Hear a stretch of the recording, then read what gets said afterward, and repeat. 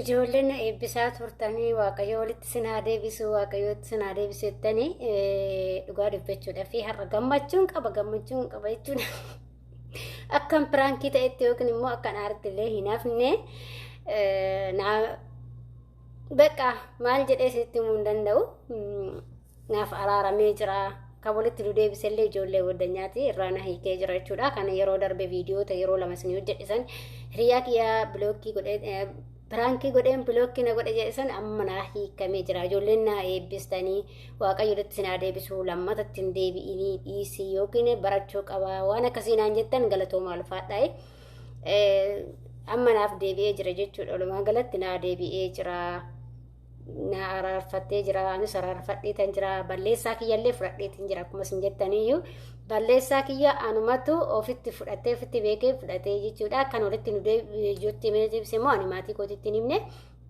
Ani maalan jedhee maatii kootti hima garuu kan walitti nu deebisee eenyudha? Hiriyoota isaati jechuudha. Akkuma isin viidiyoo jedhe hiriyoota isaatti ni madhisin jedhee hiriyootatu guruppii nu hidhee saniin boodatti bakka waa hunda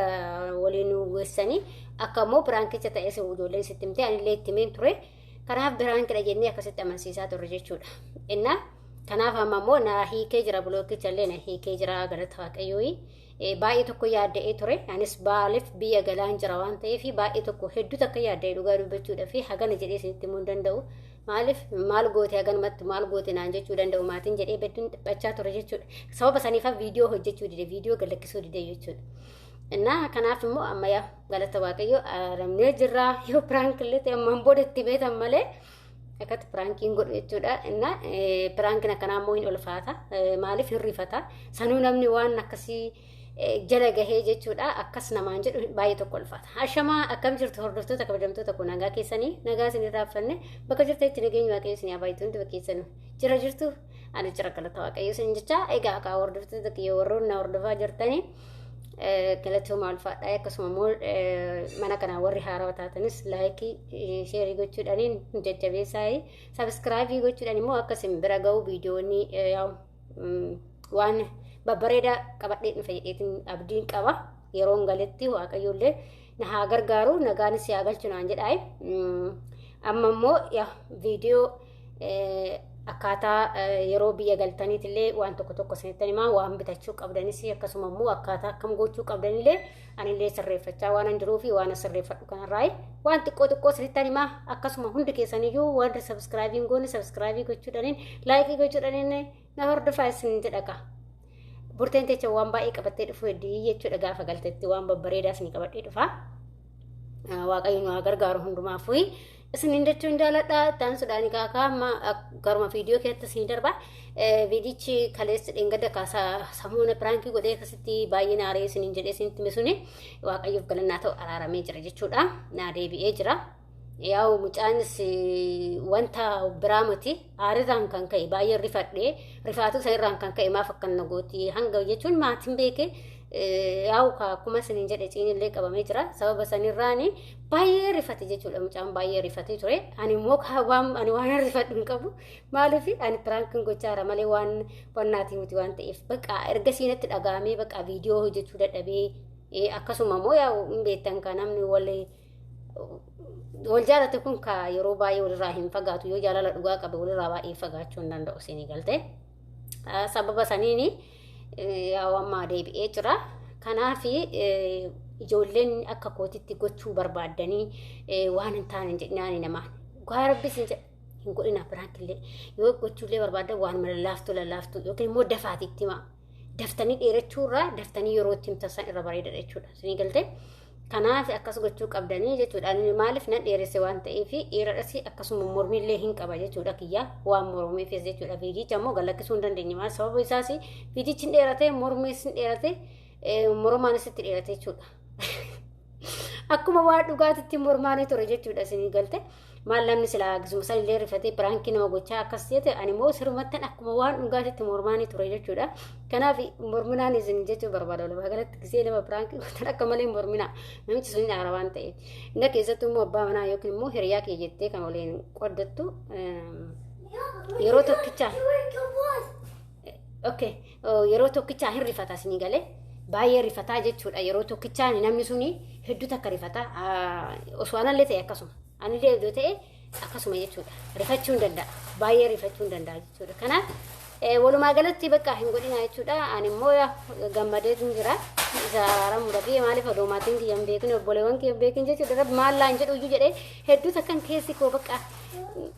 viidiyoo jechuun dadhabe bakka keessi koo boqonnaa argachuu dadhabe maafan akkas godhee jedhee baay'ee tokko rifitti aaree ture jechuudha maal laan jedha maatiin gara lachiituu hin beeku waan ta'eef gara lachiituu maal laan jedhame maal laan jecha san jedheetin garuu mucaan illee hin himne ofuma kiyyaaf ofitti aare jedhe obbolee baanuma inni hiriyootuma kan nettuu ni manne anatu itti malee hiriyoota isaatti ni malee ani inni immoo akkuma kiyyaayyuu hiriyoota itti ni manne jechuudha anatu garuu itti malee jechuudha ana kanaaf ijoolleen akka kootitti gochuun deemina jechuun yoo gootanillee wanta san daftanii amansiisu daftanii osoo mormini itti himu yookiin immoo namni sun beekuu qaba daddafee jechuudha innaa kanaaf of eeggannoo dha biraankiin nama godhaa biraankiin kun dhugaa rabbi ijoollee baay'ee wal horsiiselleedha kan dhugaatti fudhatu sin jira namoonni dhugaatti fudhatan illee hin jira jechuudha kan dafee siin fahamne dafee siin dhageenye jechuudha sinii galee kanaaf abdii sana rabbashaa arti innaa dhiifama abdii isatu na rabbashe ka namni daa'ima qabu waan baay'ee ta'a jechuudha innaa kanaaf walumaa galatti akka kootitti hin godhinaas jechuu barbaada namni hubannoo qabaachuu qaba gaafa nama tokko biraankii gootan sun hubannoo isinii qabaachuu qaba dafee nama isinii fahamu ta'uu qabaas nama isinii dhaga'uu qabu keessattuu nama jaalatan keessatti baay'ee walfaata dhugaa hedduu takka walfaata jechuudha nama hin beekne nama miidiyaa sirriitti hin fayyadamne kunniin fa'a baay'ee rakkisaadha kanaaf anamma har'a ka gammadee ammaan boodatti hin beeku kan ta'u hin beeku malee ammaan boodatti maatumaan godhallee inna akkas isiniin jedha hordoftoota kiyyaa hedduu takka walfaatadha kanaaf walumaa galatti isiniin godhinaa isiniin jechuu barbaada akkasuma immoo ijoolleen na hordoftan adaraa keessan hundi keessaniyyuu warri na hordoftan nagaan galii naan jedha waaqayyo nagaa siyaa galchullee naan jedha amma galuudhaaf xiq jechaan jira jechuudha nagaa siyaa galchu naan jedha akkasuma akkuma isiniin dura isiniin jedhillee immoo viidiyoota tokko isiniif hojjedha wantoota waraabamuu qabu maal akka waraabamuu qabu maal akka gochuu qabu isiniif waraaba jechuudha akkasuma immoo maal akka bitachuu qabdanii keessattuu ijoolleen viidiyoo illee durtanaan durallee baay'ee isinii hojjedhee ture ammallee isiniif hojjedha jechuudha warri gaafii qabdan gaafadhaa viidiyoota kiiloo meeqa fudhatanii galuu dandeessu akkasuma taargoo meeqa godhachuu dandeessu wantoota akkasii irratti hangan ofii kootii yaaluu irratti isiniif hojjedha jechuudha maaliifi anamma ka'umsarra waan jiruufi karaarra jiraachuu waan jiruufi ani kiiloon kiyya kan ofii keetii kidaamuran kophaadha kan kophaa san kophaa godhadheen kan irraa nahaaf immoo gara taargootti erguu jechuudha waan akkasiitti kanan ergachuu barbaade akkasuma ijoolleen immoo taargoo maaliif ergatullee jettan isin hojjedheetin jira viidiyocha jechuudha taargoo kan ergamuuni akka saaxinii kan jiru yookiin immoo kaartoon illee ergama jedhanii garuu inni kaartoonni shaggaamati hin deema garuu rakkoo hin jiru kaartoonni faayidaa siin qabu kan faayidaa siin qabu akka kootitti akka kiyyatti asitti maayiraa kan faayidaa siin qabu garuu racaalatti roottoodha rootto si fayyada biyyatti si fayyada birrii asitti bitatti si fayyada saaxinii sin jira saaxinii hadiida fi kaawwannaatti silchuun jira garuu faayidaa hin qabu maaliif maal raangoota hadiida maasarraa goota biyyatti hin bada jechuudha garuu roottoota immoo roottoon biyyatti si fayyada asitti si fayyaduu danda'a jechuudha kanaaf wantoota akkasiisan gochuu qabdanii isiniin jedha hordoftoota kiyya akkasitti bitachuu ni qabdanii waan akkasiitti ergachuu qabdan malee saanduqaan hin ergatin haasa'in jechuu barbaada anamma gara kootiin saanduqaan ergachuu barbaadu roottoodha jechuudha kan roottoon immoo gaafa dhufetti asinitti agarsiisaa amma samoona kanatti hin dhufa gaafa dhufeemmoo akkasuma isiniif hin hojjedha bakka ammaan boodatti waan akkasii kanarratti isinii hojjedha hunda keessaan nu hordofaa fakkeenyaaf ijoolleen galuuf karoora qabdanillee kan galuuf heeddanillee kan ganaa galtanillee waan ta'eef walirraa waa barachaa deemna akkamitti akka naqattanii warri taargoo kunis dhufee warri taargoo kun dhufee isiniif abditti lakkii caana rabbashaa warri taargoo dhufee isiniif illee immoo akkaataatti godhattan isinitti agarsiisa jechuudha waan kanarratti asirratti isiniif hojjedha akka irraa barattanitti abdiin qabaa viidiyoota waan godhumaa daawwadhaati waan baay'ee irraa barachuu dandeessanii osoo oduu gara garaatu hin laaltanii waan humsi fayyadu garuu hin laaltan jechuudha maaliif waan faayidaa tokko namni itti yoo dadhabee jettan hoolaallee faayidaa tokko hin qabu jechuudha sii galee itti itti dadhabdee jechuudha. Kanaaf isiniif barnoota ta'a. Walirraa argachaa deemna. Har'a galuu ganaadha yoo jettas immoo akkaataa itti galuu qabdu. Maaliin akka galchuu qabdu, akkam gochuu qabda, kiilotee akkamitti dura beekachuu qabda, akkam gochuu qabda kan jedhu irratti isinii hojjechuu heeda waan ta'eefi hanga dhumaatti viidiyoota kiyya daawwadhaa isiniifim gallakkisaa amma guyyaadhaan wanta bitullee isiniifin gallakkisaa akkaataa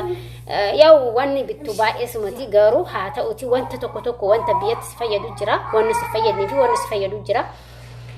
akkasuma taargoo gochuu fi hin goone warra jettaniifis addaan isinii baasa kan godhuu barbaadanillee akka hin goonetti akka bitattan kan gochuu barbaadan immoo kan waan gochuu bitachuu barbaadan seetima akka kiyyatta seetima isin fedhii keetti irratti hundaa'a jechuudha nagaruu yaw video itti aanutti deebi'a isinitti agarsiisa jechuudha gaafa roottoon dhufellee immoo yaa'u amma shaanxaa namna geesseen jira wantoota akka biddisi waan akkasii kana geesseen jira isinitti agarsiisa videoodhaan isinii hojjedha nagaruu amma kan hafu roottoodha inillee samoona kan hin dhufaa hin xalabame waan ta'eef jechuudha amaazoniin beektanii amaazon irraa naa xalabame jechuudha isinii hojjedhiin jira viidiyoon itti fakkaate kanaaf waan akkasii sanniin godhadhaa malee yoo taargoo gochuu baattan akkasitti godhadhaa yoo taargoon goonu jettan immoo waan isin barbaachistu kiiloo isin barbaachistu qofa godhadhaa isiniin jedha isa kanaadha dhaamsiya nagaa ta'a fayyaa ta'a isiniin jaalladha isiniin kabajaa hanga viidiyoo biraatii walitti deebitti viidiyoo makaan turtii gaarii akkasuma warra mina kayyaa karaa taata sabskraabii gochuudha maamila taa'e isiniin jaalladha baay'ee